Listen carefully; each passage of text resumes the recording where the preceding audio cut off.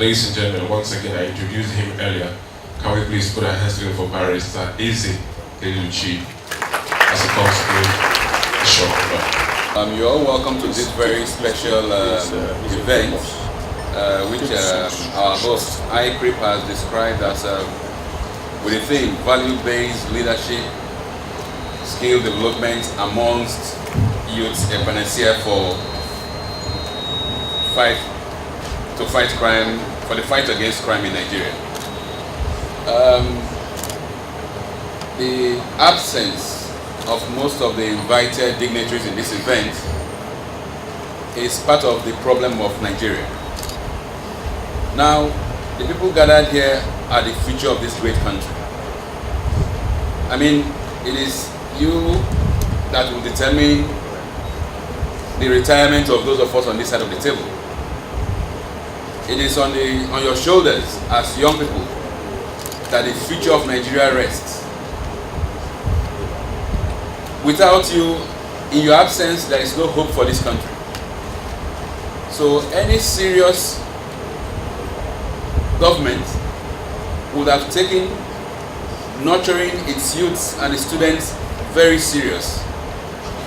That is why I'm very grateful to the Assistant Commissioner of Police here present and the others who have taken out time from their extremely busy schedules to come here. With the theme, of course, we know why the police officer is here, because they are the ones that actually suffer the bulk of the problem. When the society gets involved in crime, they are first line of defense. So, by being here, he's also helping himself and helping the society. But the absence of our leaders actually rhymes with the theme of today, value-based leadership. What is the value our leaders have respect for? Did they attain the leadership positions based on values, based on virtues or vices? Are we able to look at them as role models? Now, this is not a blanket condemnation of the leadership, but the fact that most are absent to help nurture and direct the future of this country is a huge problem. And that is one of the reasons why we are where we are today. Because the most important segment of any society is not the president or the governors or the ministers or the senators. It's the youth. It's you guys out here. Because you will determine the fate, you will determine our fate in the years to come. So if the country does not nurture its youths properly, does not educate its youths properly, the country will actually have no future. Our future is not dependent on those who are in their 40s, 50s, or 60s. They are already way gone. The future of this country depends on those in primary, secondary school, and those who are just coming out of universities ready to go into the labor market. That is why it is important to ensure that we inculcate in this crop of citizens value-based leadership. You should begin to realize that leadership should not be seen as how much have you amassed or how much money have you stockpiled somewhere. It is what values, what positive values are you able to radiate? Are you able to not to export to those around you? Initially, I used to have school-based programs. That was about 2 decades plus ago. When we started these programs, and these are real life stories, I'll come before school children and I'll ask them, what do you want to be in future? And this I'm talking up to you is about in the late 80s. The answers we used to get then was I'll be a doctor, I'll be a lawyer, I'll be a policeman, professionals.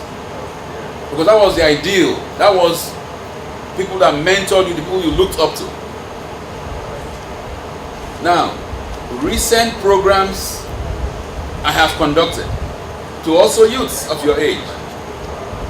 The same questions. What do you want to be when you grow?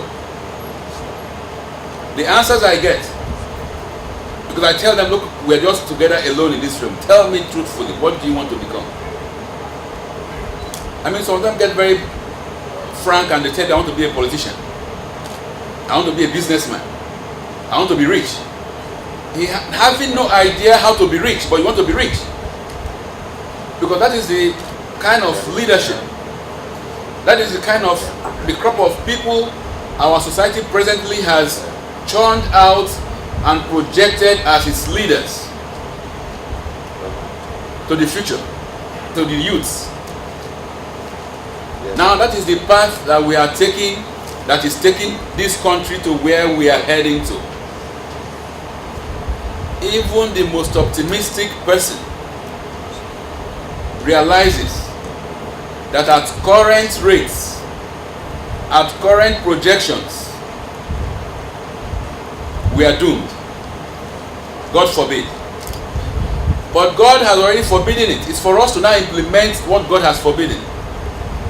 And the way what we can do to implement it is to ensure that you, the future of this country, begin now to inculcate value-based leadership. What do I mean by value-based leadership? Value-based leadership is that you should identify virtues, you should identify good qualities in people. You should identify, okay, intelligence, hardworking, resilience, good qualities. And not just that because somebody was able to steal some money, your money and my money, he becomes the person you look up to as your leader. The time we begin to inculcate this in us, then we can say we will have hope in this country. And that is based on the youths inculcating that or imbibing that style, that practice. Do not be swayed or be misled. We were not like this 20, 30 years ago. We got here by mismanagement or the wrong practices of people who were in leadership. So we can also get out of this mess this country has found itself if our youths decide and realize that they have to move away from it.